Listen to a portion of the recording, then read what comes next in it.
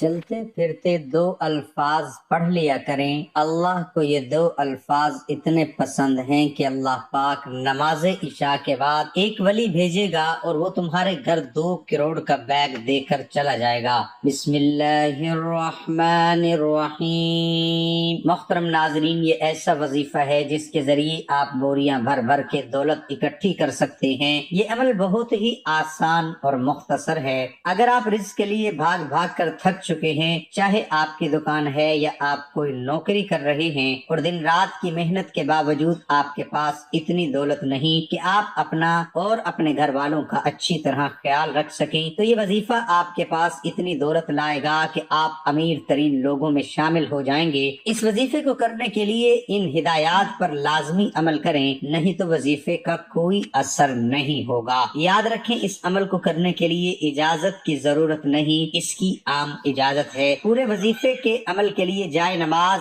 ایک ہی مخصوص کریں، بار بار جائے نماز نہ بدلیں۔ وظیفہ یا عمل روزانہ ایک ہی مقررہ وقت پر بلا ناغہ پڑھیں۔ وظیفہ یا عمل کرتے ہوئے اللہ پر یقین اور اعتماد مضبوط رکھیں، کیونکہ خدا پر مکمل اعتماد کرنے والوں کی محنت کبھی ضائع نہیں جاتی۔ اس وظیفے کو کوئی بھی مرد یا عورت کر سکتا ہے۔ یہ عمل بہت آسان اور مختصر ہے۔ اس وظیفے کی جتنی بھی تعریف کی جائے کم ہے۔ یہ وظیفہ بہت ہی مجرب ہے۔ وظیفے کا طریقہ کار یہ ہے کہ اس عمل کے لیے آپ نے ایک تسبیح کرنی ہے۔ عمل کرنے کے لیے آپ کا باوضو حالت میں ہونا ضروری ہے۔ بغیر وضو کے بغیر آپ نے یہ عمل نہیں کرنا۔ عمل کرنے سے پہلے اللہ تعالیٰ سے پکی اور سچی توبہ کرنی ہے، تاکہ اگر آپ ہر روز یہ تسبیح کر لیا کریں گے تو کبھی بھی آپ کو رزق کی تنگی کا سامنا نہیں کرنا پڑے گا، اور آپ کا گھر دولت سے بھر جائے گا، اور آپ خود لوگوں کی دولت سے مدد کیا کریں گے اور ہمیں دعا دیا کریں گے۔ محترم ناظرین، اپنے اعمال پر توجہ دیجیے، حقوق العباد لازمی پورے کیجیے اور حقوق اللہ کا بھی خیال رکھیے، کیونکہ اللہ کبھی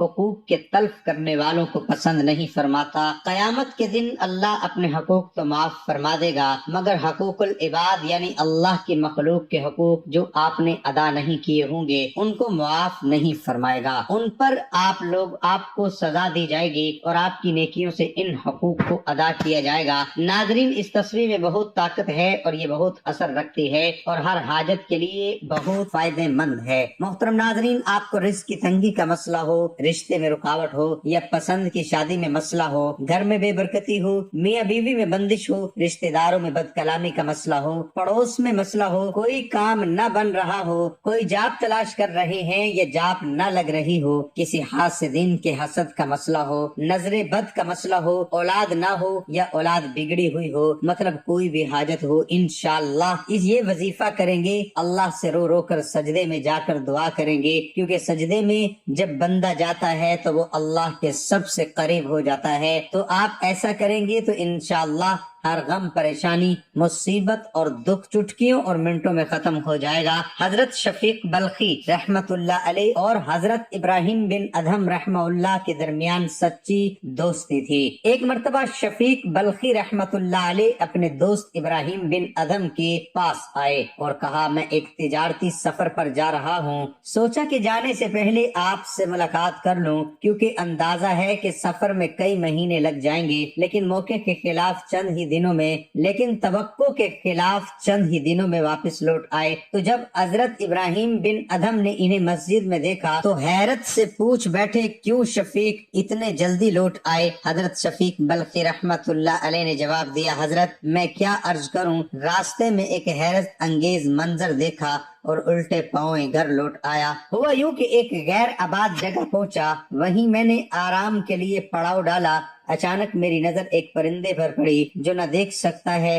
اور نہ اڑ سکتا ہے۔ مجھے اس کو دیکھ کر ترس آیا۔ میں نے سوچا کہ اس ویران جگہ پر یہ پرندہ اپنی خوراک کیسے پاتا ہوگا۔ میں اسی سوچ میں تھا کہ اتنے میں ایک دوسرا پرندہ آیا۔ اس نے اپنی چونچ میں کوئی چیز دبا رکھی تھی۔ اس نے آتے ہی وہ چیز معذور پرندے کے آگے ڈال دی اور معذور پرندے نے وہ چیز اٹھا کر کھا لی۔ اس دوسرے پرندے نے اس طرح کئی پھیرے کیے، بالا آخر اس معذور پرندے کا پیٹ بھر گیا۔ یہ منظر دیکھ کر میں نے کہا، سبحان اللہ، جب اللہ تعالیٰ اس ویران و سنسان جگہ پر ایک پرندے کا رزق اس کے پاس پہنچا سکتا ہے تو مجھ کو رزق کے لیے شہر در شہر پھرنے کی کیا ضرورت ہے؟ چنانچہ میں نے آگے جانے کا ارادہ ترک کر دیا اور وہیں سے واپس چلا آیا۔ یہ سن کر حضرت ابراہیم بن ادھم نے کہا، شفیق تمہارے اس طرح سوچنے سے مجھے سخت مایوسی ہوئی۔ ہم نے آخر اس معذور پرندے کی طرح بننا کیوں پسند کیا جس کی زندگی دوسرے کے سہارے چل رہی ہو؟ تم نے یہ کیوں نہیں چاہا کہ تمہاری مثال اس پرندے جیسی ہو جو اپنا پیٹ بھی پالتا ہے اور دوسروں کا بھی پیٹ پالنے کے لیے کوشش کرتا ہے؟ حضرت شفیق بلخی رحمت اللہ علیہ نے یہ سنا تو بے اختیار اپنی جگہ سے اٹھے اور حضرت ابراہیم بن ادھم رحمت اللہ علیہ کے ہاتھ کو چوم لیا اور کہا، ابو اسحاق، یہ حضرت ابراہیم بن ادھم کی کنیت ہے، تم نے میری آنکھیں کھول دی، وہی بات صحیح ہے جو تم نے کہی ہے۔ اس واقعے سے ہمیں دو نصیحتیں معلوم ہوئی، ایک یہ کہ زندگی میں ہم دوسروں کے لیے کبھی بوجھ نہ بنے، اور دوسری یہ کہ ہم ہمیشہ دوسروں کے کام آئیں، پاکیزہ اور حلال روزی کما کر دوسروں کے لیے سہارا بنے۔ حضرت شیخ حماد ابو الخیر رحمت اللہ علیہ فرماتے ہیں کہ ایک مرتبہ جب میں مدینہ منورہ میں حاضر ہوا تو 2 دن سے مجھ پر فاقہ تھا، تو میں نے مواجہہ شریف میں حاضر ہو کر صلاۃ و سلام کے بعد عرض کیا، یا رسول اللہ صلی اللہ علیہ وسلم، میں آپ کا مہمان ہوں اور مسجد نبوی صلی اللہ علیہ وسلم میں ایک طرف بیٹھ کر درود شریف پڑھنے میں مشغول ہو گیا کہ نیند نے غلبہ کیا اور سو گیا، تو خواب میں مجھے سرور انبیاء صلی اللہ علیہ وسلم کی زیارت ہوئی۔ آپ صلی اللہ علیہ وسلم کے دائیں طرف سیدنا صدیق اکبر رضی اللہ عنہ اور بائیں طرف فاروق اعظم رضی اللہ عنہ اور سامنے حضرت علی رضی اللہ عنہ، جو جلدی جلدی سب کے آگے بڑھ کر میری طرف تشریف لائے اور مجھے فرمایا، خوش آمدید، اللہ کے رسول کے مہمان حضور صلی اللہ علیہ وسلم تشریف لا رہے ہیں۔ میں اٹھا اور تعظیم بجا لایا۔ آپ صلی اللہ علیہ وسلم نے کمال شفقت سے ایک روٹی عطا فرمائی جو میں نے خواب میں ابھی آدھی کھائی تھی کہ فرط شوق سے میری آنکھ کھل گئی تو باقی آدھی روٹی میرے ہاتھ میں تھی۔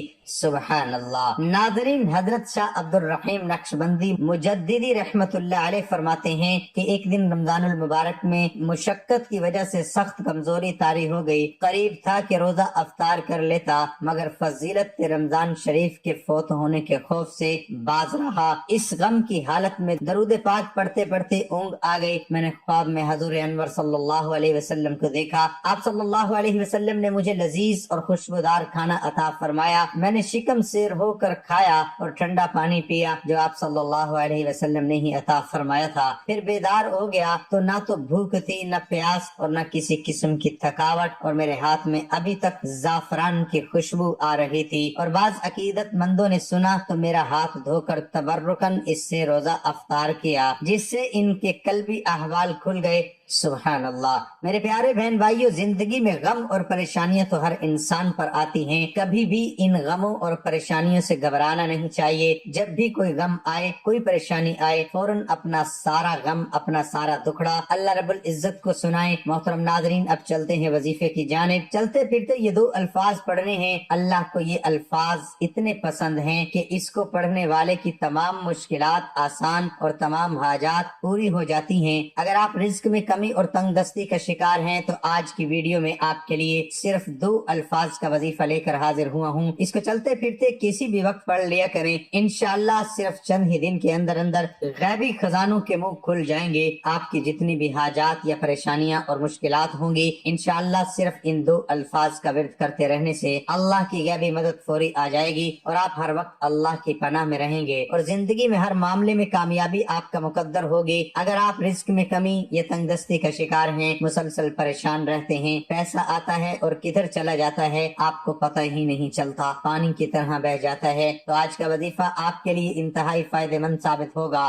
اس عمل کو میرے کہنے پر اور میرے بتائے ہوئے طریقے کے مطابق صرف چند دن کر لیں، انشاءاللہ زندگی کے ہر معاملے میں، ہر مقصد میں آپ کو کامیابی ملے گی۔ وظیفہ بتانے سے پہلے میری آپ تمام بھائیوں اور بہنوں سے گزارش ہے کہ اس ویڈیو کو لائک کریں اور میری ویڈیو کو اپنے بھائیوں اور دوستوں کے ساتھ لازم لازمی شیئر کیا کریں تاکہ آپ کے ساتھ ساتھ ان کو بھی فائدہ حاصل ہوتا رہے۔ اس عمل کو آپ نے اپنی زندگی کا معمول بنا لینا ہے۔ چلتے پھرتے دن میں جب جب آپ کو وقت ملے آپ نے اس عمل کو ان 2 الفاظ کا ورد کرتے رہنا ہے اور 7 دن تک لگاتار اس عمل کو کرتے رہنا ہے، اور ساتھ ساتھ نماز کی بھی پابندی لازمی کرنی ہے، اور کوشش کریں کہ ہر وقت باوضو رہا کریں، کیونکہ باوضو رہنے سے اور پاک صاف میں رزق میں اضافہ ہوتا ہے۔ وہ 2 الفاظ کون سے ہیں نوٹ فرما لیں، یا مالکو یا ذوالجلال والاکرام۔ ان 2 الفاظ کو آپ نے کثرت سے پڑھنا ہے، جب جب وقت ملے آپ نے پڑھتے رہنا ہے، اور روزانہ کم از کم 1000 دفعہ اس کا ورد جاری رکھنا ہے۔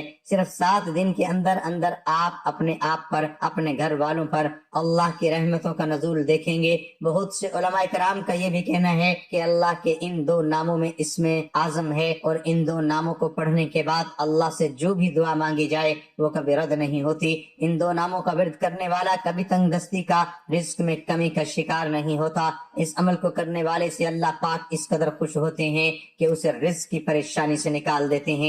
آپ نے زندگی میں بہت سے عمل اور وظائف کیے ہوں گے، اس عمل کو میرے بتائے ہوئے طریقے سے صرف چند دن کر کے دیکھیں، انشاءاللہ آپ کو اس قدر فوائد ملیں گے کہ آپ پوری زندگی مجھے دعائیں دیں گے، اور یہ عمل دوسرے لوگوں کو بھی بتاتے پھریں گے۔ جو شخص دل کی گہرائیوں سے ان ناموں کو پڑھے گا انشاءاللہ ہر حاجت پوری ہوگی۔ 7 دن یہ وظیفہ کرنا ہے، اور عمل کے اول و آخر 3 بار درود شریف لازمی پڑھنا ہے۔ محترم ناظرین، اگر آپ سورۃ قریش 1 دفعہ پڑھیں گے تو اگر کھانے کے اندر زہر بھی ملا ہوگا تو وہ اثر نہیں کرے گا، کھانا فوڈ پوائزن نہیں بنے گا، اور کھانا بیماری نہیں بنے گا، صحت بنے گا۔ وہ کھانا اسے گناہوں کی طرف مائل نہیں کرے گا، نیکی کا ذریعہ بنے گا۔ اور جو دوسری دفعہ سورۃ قریش پڑھے گا اللہ پاک جل شانہ اس کو ایسا دسترخوان سدا دیتا رہے گا، بہترین اچھے سے اچھا عطا فرماتے رہیں گے۔ ظاہر ہے روزی سکھی ہوگی تو دسترخوان اچھا ہوگا، اور جو تیسری مرتبہ سورۃ قریش پڑھے گا اللہ اس کی 7 نسلوں کو بھی لاجواب کھانے دسترخوان رزق دیتے رہیں گے۔ آپ بھی آج سے ہی یہ پڑھیں،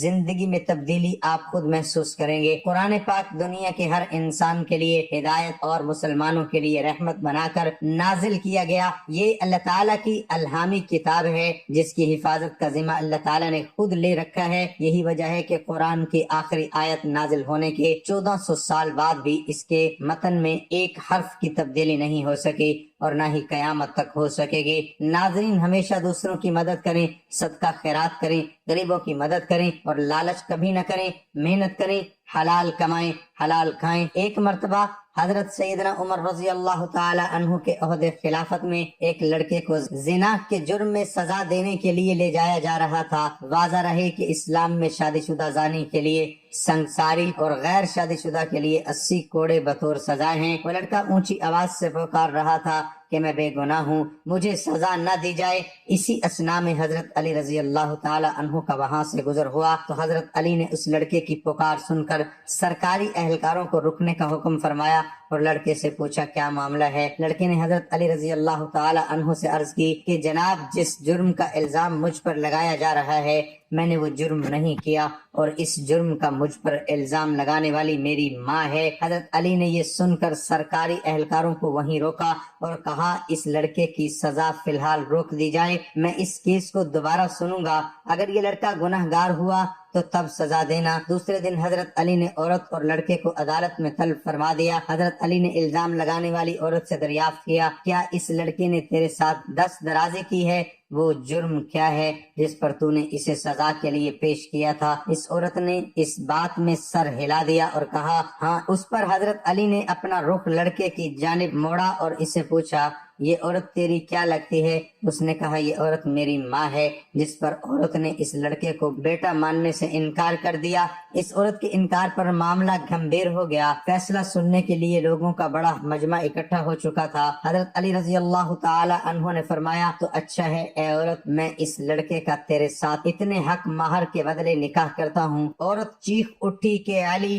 کیا کسی بیٹی کی ماں کے ساتھ نکاح ہو سکتا ہے؟ حضرت علی رضی اللہ تعالی عنہ نے جواب طرف فرمایا کہ تیرا اس دعوے کا کیا مطلب ہے؟ اس عورت نے جواب دیا، اے علی، یہ لڑکا تو واقعی میرا بیٹا ہے۔ اس پر سیدنا علی رضی اللہ تعالی عنہ نے فرمایا کہ کیا کوئی بیٹا اپنی ماں کے ساتھ دست درازی کر سکتا ہے؟ عورت نے کہا ہرگز نہیں۔ تو حضرت علی نے پوچھا کہ تو نے اپنے بیٹے کے اوپر ایسا گھٹیا الزام کیوں لگایا؟ عورت نے جواب دیا، میری شادی ایک چھوٹی عمر میں امیر کبیر شخص سے ہوئی تھی، اس کی بہت زیادہ جائیداد تھی، یہ بچہ ابھی کم سن دودھ پیتا ہی تھا کہ میرا خاوند مر گیا، تو میرے بھائیوں نے مجھے کہا یہ لڑکا تو اپنے باپ کی جائیداد کا وارث ہے، اس کو کہیں چھوڑ آؤ۔ میں اسے کسی آبادی میں چھوڑ آئی، ساری جائیداد میری اور بالا آخر میرے بھائیوں کی ہو گئی۔ یہ لڑکا بڑا ہوا تو ماں کی محبت نے اس کے دل میں انگڑائی لی، یہ ماں کو تلاش کرتا میرے تک پہنچ گیا۔ میرے بھائیوں نے مجھے پھر ورغلایا کہ اس پر جھوٹا الزام لگا کر اس کی زندگی کا سانس ہمیشہ کے لیے ختم کر دیا جائے، تو میں نے اپنے ہی بیٹے پر جھوٹا الزام اپنے بھائیوں کی باتوں میں آ کر لگا دیا، اور دولت کی لالچ نے مجھے اندھا کر دیا، جبکہ حقیقت تو یہی ہے کہ یہ میرا بیٹا ہے اور اس معاملے میں بالکل بے گناہ ہے۔ جب اس واقعے کا علم امیر المؤمنین سیدنا عمر بن خطاب رضی اللہ تعالی عنہ کو ہوا